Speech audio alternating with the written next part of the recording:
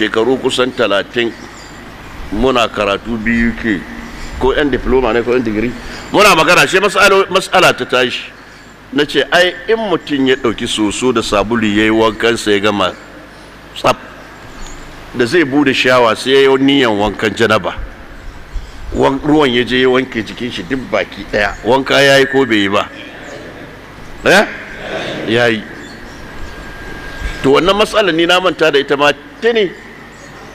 malam Idris yana Bauchi ya gama karatu ya je jami'ar islamiyya ya karatu ya zo yana Bauchi yana karantarwa da ya faɗi wannan maganar sai aka ce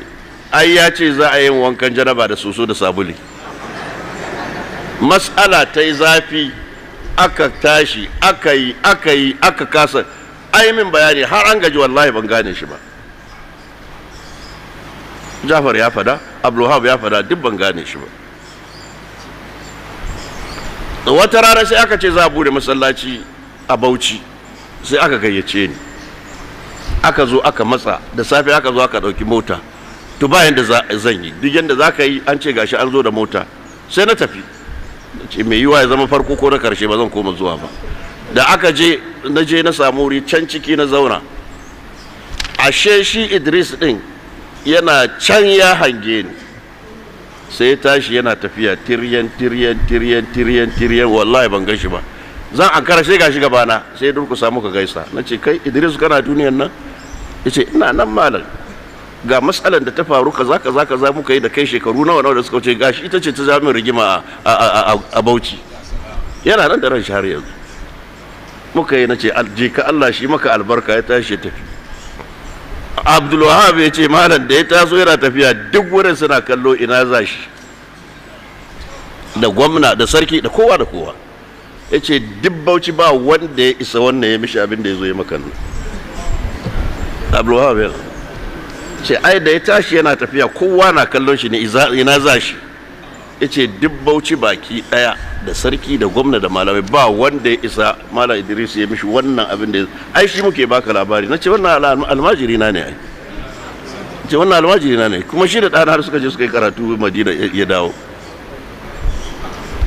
an fahimta sai da ya zo baya tafiya cikin Bauchi sai da bindiga yana da bindiga a jihun shi yana da kuma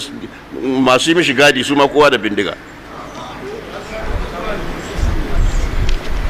abinda haka yake na ce me ya faru ya ce ai almajiran wani sun ce wallahi sai sun kashe shi ni ce akan me akan wannan da yan menene sun ce sai sun shi yasa duk inda za shi da bindiga yake tafiya sai ya zo gaisuwa da Jafar ya rasu sai biyo gida waje na ina tsaye bakin gareji na su ce a malam ya aka yi haka na ce me aka yi kai kadai malam na ce kai kadai malam na ce to menene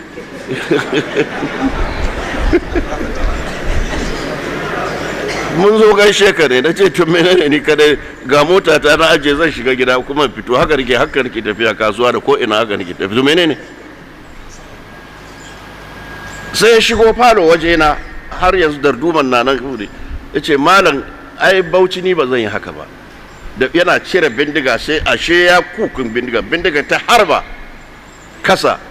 ta hura min darduma nace me haka yace oh haka da haka yake tafiya wallahi tallahi ba ka ta ce Idrisa salamu alaikum don Allah ka sauka lafiya